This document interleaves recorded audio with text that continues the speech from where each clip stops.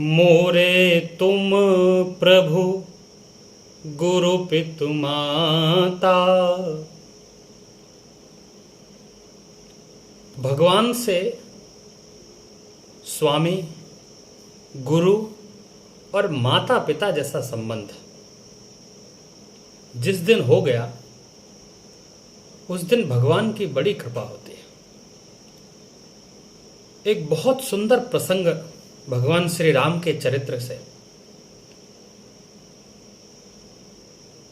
लंका की विजय के बाद भगवान श्री राम के जितने सहयोगी थे, सुग्रीव, अंगद, नल नील, जामवंत और भी वानर सेना जितनी थी, वो भगवान को भेजने के लिए अयोध्या तक आए।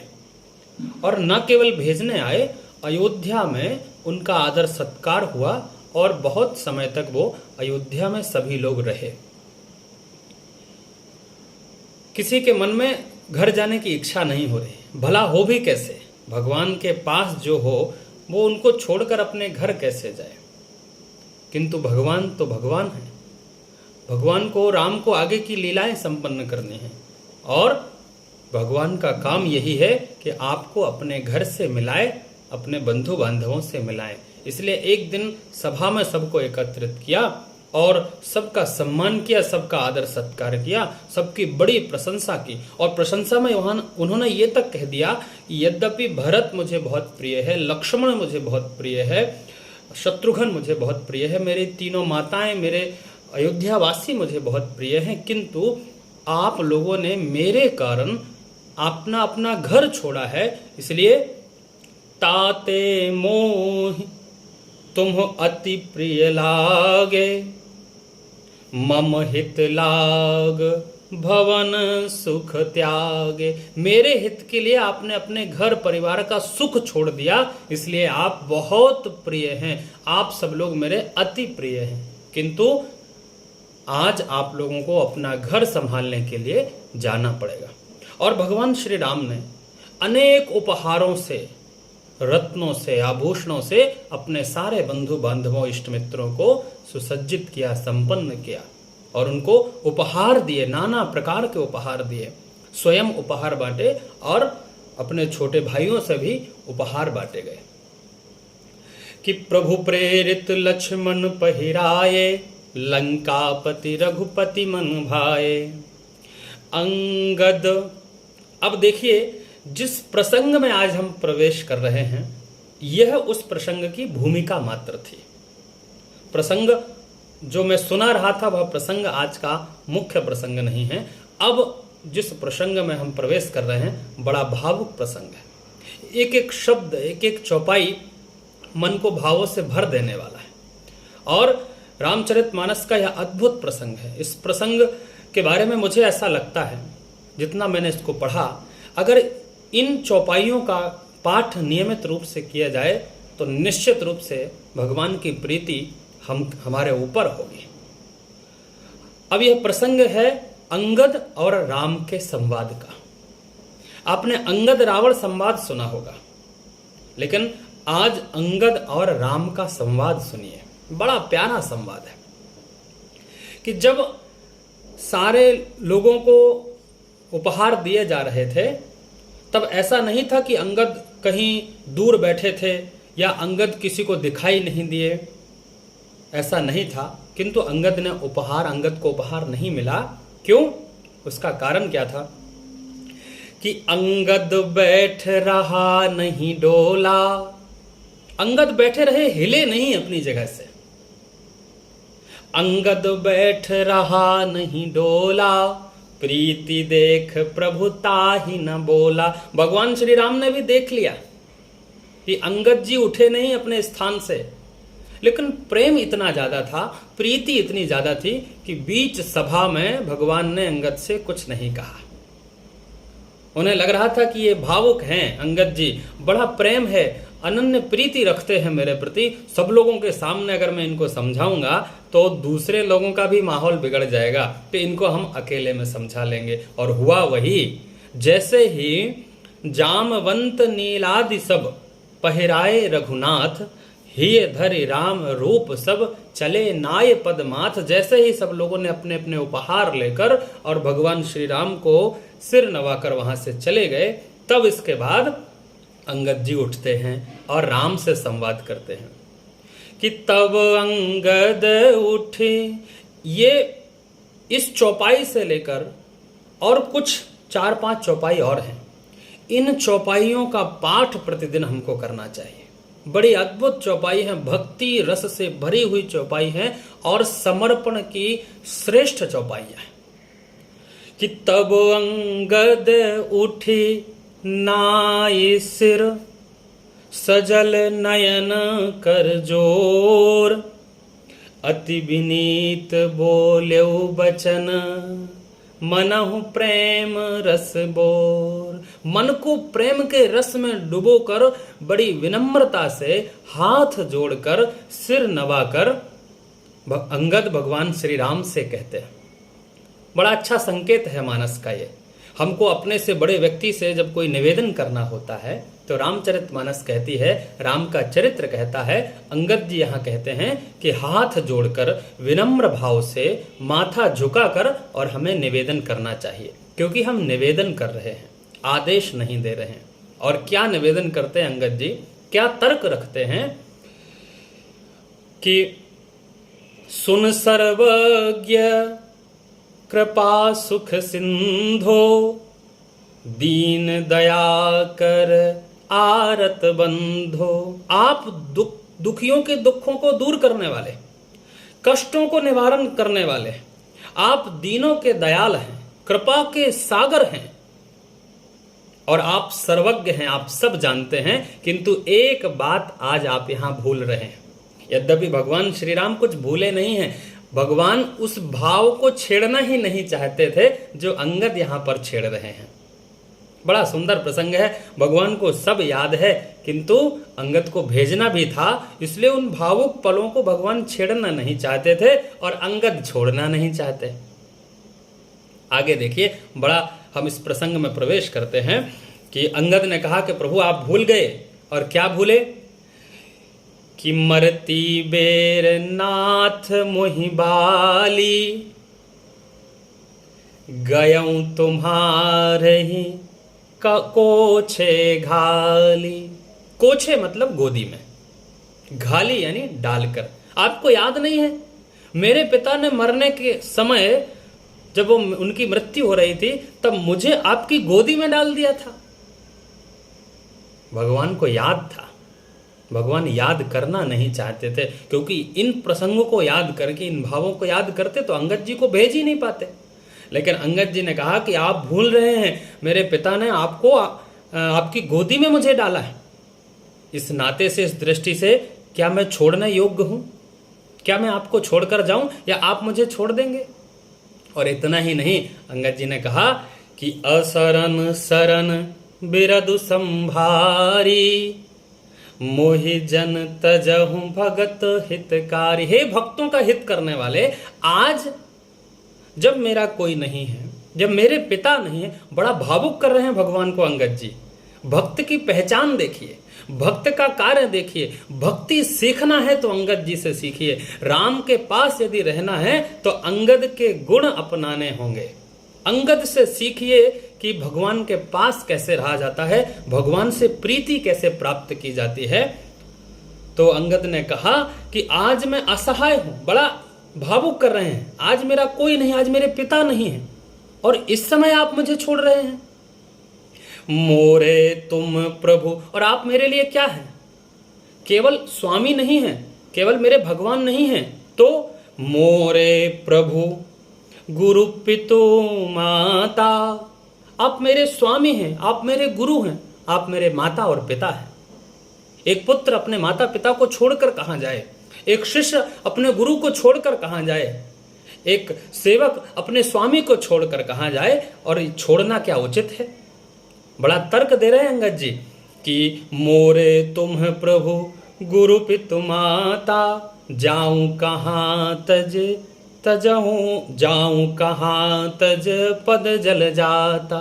मैं आपके चरण कमल को छोड़कर जाऊं तो जाऊं कहां? कि तुम ही विचार। अंगद जी ने कहा कि ये सब मैं आपको याद दिला रहा हूं, वैसे तो ये सब आपको सोचना चाहिए, ये सारा विचार आपको करना चाहिए। भगवान श्री राम के पाले में अंगद जी गेंद डाल देते हैं। भगवान देख रहे हैं कि अंगद जी कितनी चतुरता से अपना पक्ष रखते हैं, और ये सब हम लोगों के लिए भी बड़ा श्रेयस्कर है कि भक्ति विनम्रता सीखनी है तो अंगद जी से सीखिए। वाह, कि तुम ही विचार करहु नर ना, आप ही विचार करो प्रभु, तुम ही विचार करहु नर नाहा, प्रभु तज भवन काज मह काहा। आज आपको छोड़कर मैं दूसरी जगह, मेरा काम क्या है, मैं दूसरा कौन सा काम करूंगा। कि बालक ज्ञान, और थोड़ा सा अधीरता भी प्रकट करते हैं, कहते हैं कि मैं छोटा बालक हूं, मैं छोटा सा हूं, मैं अबोध हूं, मैं जाऊं कहां। जब हम किसी बड़े से अलग नहीं होना चाहते तो अपने आप को हम छोटा भी बना देते हैं ताकि हम आपकी शरण में बने रहें। कि बालक ज्ञान बुद्धि बलहीना, प्रभु राखहु शरण नाथ जन दीना, और बहुत दीनहीन जानकर मुझे अपने चरणों में रख लीजिए, अपनी शरण में रख लीजिए। और अंगद जी कहते हैं कि मैं ऐसे नहीं रहूंगा, निशुल्क आपके यहां नहीं रहूंगा, आप पर बोझ बनकर नहीं रहूंगा। तो कहते हैं कि नीची टहल, सबसे निम्न स्तर का काम जो आपके यहां हो। टहल शब्द का अर्थ है झाड़ू पोछा लगाना। मैं आपके पूरे घर में झाड़ू पोछा लगाता रहूंगा, आपके चरणों की सेवा करता रहूंगा, आपके चरणों को देखता रहूंगा। और ये बड़ी विनम्रता से भक्तों के लिए अंगद जी ने संकेत दिया है कि जो भगवान की टहल करते हैं, जो भगवान की सेवा करते हैं, भगवान के मंदिर में झाड़ू पोछा करते हैं, भगवान श्री राम और रघुनाथ जी की सेवा करते हैं, वो उन पर क्या होता है, उन पर कितनी बड़ी कृपा होती है। कि नीची टहल ग्रह के सब करिहु, और पद पंकज बिलोक भव तरिहु। और मैं ऐसे ही जन्म जन्मांतर का अपना यह भवसागर त्याग करके आपके चरण कमलों के दर्शन करके और इस भवसागर से पार कर जाऊंगा।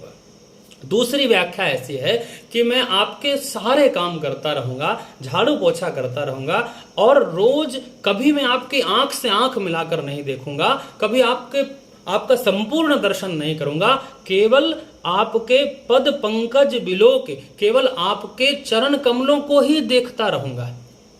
इतनी निम्नता रहेगी, आप मुझे अपने पास रख लीजिए।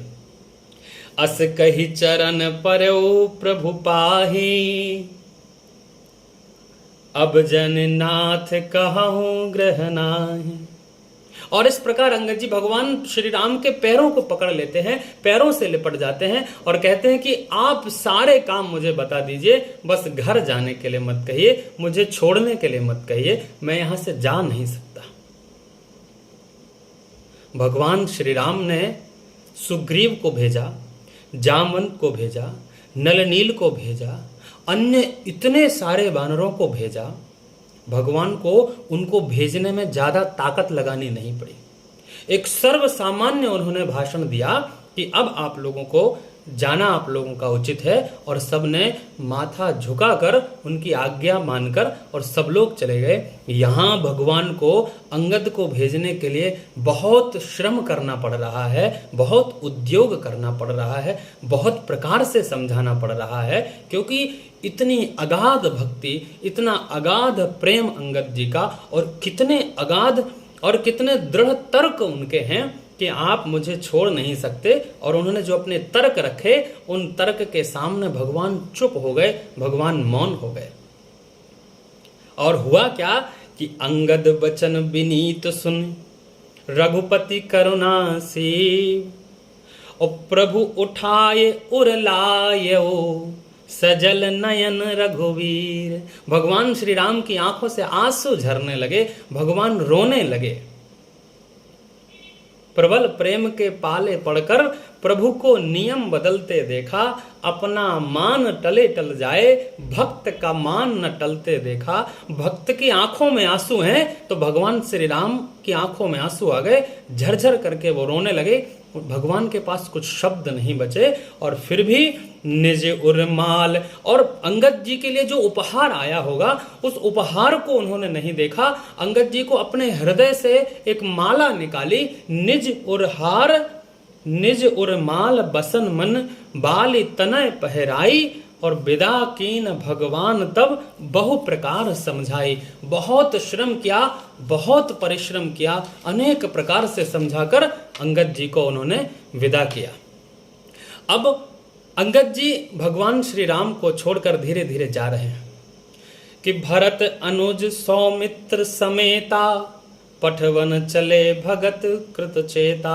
भरत जी और अपने अनेक बंधु बांधवों के साथ इनको भेजने के लिए जा रहे हैं। प्रसंग देखिए कि अंगद हृदय प्रेम नहीं थोरा, फिर चितव राम की ओरा। अंगद जी जा रहे हैं अपनी दिशा में और बार बार राम की तरफ देख रहे हैं, बार बार राम को देख रहे हैं और इस भाव से देख रहे हैं एक बार राम ये कह दें कि अंगद तुम रुक जाओ, तुम मत जाओ। फिर चिताओ राम की ओरा। बड़ी आतुरता से, बड़े भाव से, बड़ी भावुकता से, बड़े प्रेम से, बड़ी प्रीति से भगवान राम की तरफ देख रहे हैं। उनके हृदय में अगाध प्रेम भरा हुआ है और बार बार देख रहे हैं कि एक बार राम कह दें अंगद तुम रुक जाओ और दौड़ कर मैं राम के पास चला जाऊं। बार बार कर दंड प्रणामा, मन अस रहन कहि मोहि रामा। राम बिलो, और ऐसा लग रहा है कि बार बार उनको मन ही मन प्रणाम कर रहे हैं कि एक बार प्रभु कह दें कि अंगद तुम रुक जाओ। मन ऐसा उनको लग रहा है कि मन में मेरे ऐसा लग रहा है, मन कह रहा है, मन अस रहन कहि मोहि रामा। मन कह रहा है कि राम मुझसे कह रहे हैं कि अंगद तुम रुक जाओ, तुम मत जाओ। भक्ति की पराकाष्ठा देखिए, राम के पास रहने की आतुरता देखिए। हम भगवान के पास रहना कितना चाहते हैं और भगवान के पास रहना सीखना है तो अंगद जी से सीखें। और अंगद जी को पता चला, इतने में भी अंगद जी को पता चला कि हनुमान जी महाराज अभी नहीं जा रहे हैं। 10 दिन हनुमान जी राम जी के पास रुकेंगे। तो अंगद जी जाकर हनुमान जी के पैर पकड़ लेते हैं और अंतिम जब उनका कोई वश नहीं चलता, जब उनका कोई नहीं सुनता, तब वो हनुमान जी के पैर पकड़ के बोलते हैं। अंगद बड़ी भावुकता से बोलते हैं कि कहूँ दंडवत प्रभु से, तुम ही कहूँ करि जोर। बार बार रघुनाय कहे, सुरत करायहु मोर। मैं आपके पैर पकड़कर हाथ जोड़कर आपसे प्रार्थना करता हूं, आपसे विनती करता हूं कि एक क्षण के लिए, एक निमिष के लिए अगर राम ये भूल जाएं कि अंगद कौन है तो बार बार मेरी याद दिलाते रहना, बार बार आप याद दिलाते रहना और उनको बताते रहना कि अंगद आपको छोड़कर नहीं गया, अंगद केवल आपकी आज्ञा पालन करके जा रहा है। बार बार मेरी याद दिलाते रहना। हनुमान जी महाराज जब सबको छोड़कर आए तो अंगद जी का वर्णन करते हुए थकते नहीं थे और भगवान के आंखों से आंसू रुकते नहीं थे कि धन्य है ऐसा अंगद, धन्य है ऐसी भक्ति जो प्रभु के चरणों में लिपटी रहना चाहती है। जय हो, जय श्री राम।